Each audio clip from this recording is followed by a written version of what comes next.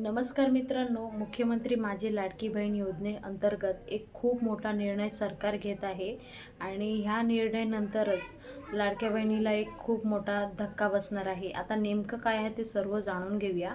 त्या अगोदर मराठी या चॅनलला सबस्क्राईब करून ठेवा आणि त्यानंतर हा पूर्ण व्हिडिओ बघा आणि त्यानंतर कमेंट करून नक्की सांगा काय आहे तुमचे प्रश्न।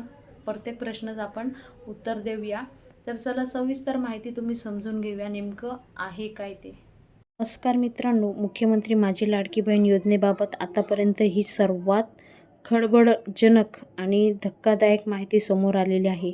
राज्यात सर्व लोकप्रिय असलेली ही योजना, ज्या योजनेत गरिबाचा हक्क मारून तब्बल 12,415 सरकारी महिला कर्मचाऱ्यांनी बेदरकारपणे पैसे घेतलेले आहे, म्हणजे या योजनेचा लाभ घेतलेला आहे। राज्य सरकारने विधान भेट दिली आहे। इतकंच नाही तर चक्क पुरुषांना सुद्धा त्यांच्या खात्यामध्ये सुद्धा त्यांनी पैसे हे फॉर्म वगैरे भरून घेतलेले आहेत। त्यामुळेच राज्य सरकारने जे तिजोरी आहे त्यावर 165 कोटीचा चुना लागलेला आहे। या मोठ्या घोटाळ्यानंतर महिला व बालविकास मंत्री अदिती तटकरे यांनी जिल्हाधिकारीचा कडक आदेश दिलेला आहे की लाडकी बहीण योजनेचे ज्यांनी बेदरकारीने ही योजनेचा लाभ घेतलेला आहे तशांवर कार्यवाही नक्कीच करावी।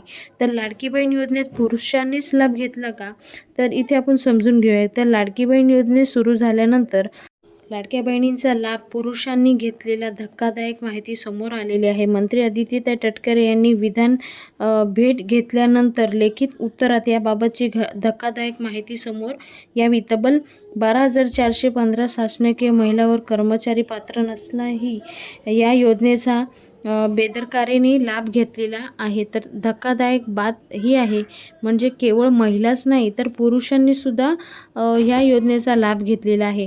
खात्यात पैसे सुद्धा जमा झालेले आहे। अपात्र ठरलेले या सर्वांकडून पैसे परत मिळवण्यासाठी सर्व जिल्हा अधिकारी वसुलीने आदेश जारी करण्यात आलेले आहे। लाडकी बहीण योजनेचे मोठा घोटाळा समोर आल्यानंतर राज्य सरकारने तात्काळ ह्यावर पाऊल उचललेलं आहे आणि कडक कारवाई करू असं सांगण्यात आलेलं आहे। सरकारची ही फसवणूक नंतर लाभ घेतल्यानंतर प्रशासन बिघडलेलं आहे आणि नियत बाहेर आणि बेदरकारपणे बँक खात्यात जमा झालेले सर्व रक्कम परत मिळवण्यासाठी शासन निर्णय घेणार आहे आणि सर्व जिल्ह्यात जिल्हाधिकारी कडक निर्देश घेण्यात आलेले आहे।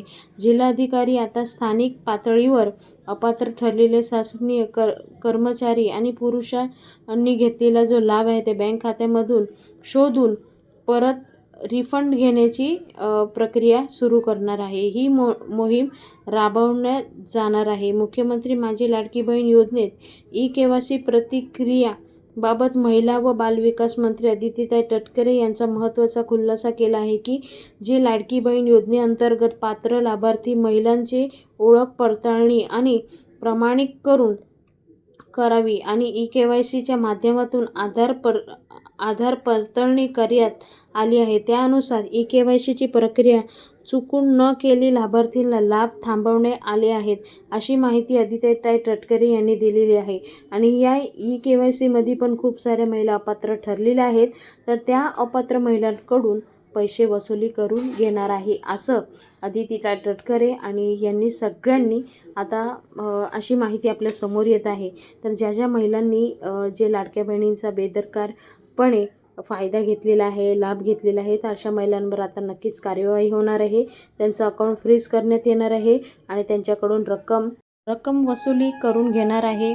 आणि आजचा व्हिडिओ महत्त्वाचा असल्यामुळे जास्तीत जास्त पुढे शेअर करा। ज्या महिलांना आतापर्यंत पैसे आलेले नाही त्यांच्यापर्यंत पोचवा, कारण हा सरकार निर्णय जे घेणार आहे तो फायनल असणार आहे आणि जे लाभार्थी अपात्र आहे त्यांच्याकडून सुद्धा पैसे वसुली करून घेणार आहे। तर जास्तीत जास्त पुढे शेअर करा आणि काही प्रश्न असेल तर विचारू शकता। आता हा पूर्ण व्हिडिओ समजून घ्या, ऐकून घ्या आणि त्यानंतरच कमेंट बॉक्समध्ये कमेंट करून मला प्रश्न विचारू शकता। आपण प्रत्येक कमेंटचा रिप्लाय देत आलेलो आहोत। तर असेच नवीन अपडेट तुमच्यापर्यंत पोहोचवायचा प्रयत्न करतोय, त्यासाठी मराठी या चॅनलला सबस्क्राईब करून ठेवा। पुन्हा भेटूया नवीन व्हिडिओ संगती, तोपर्यंत बाय बाय, थँक्यू, जय हिंद।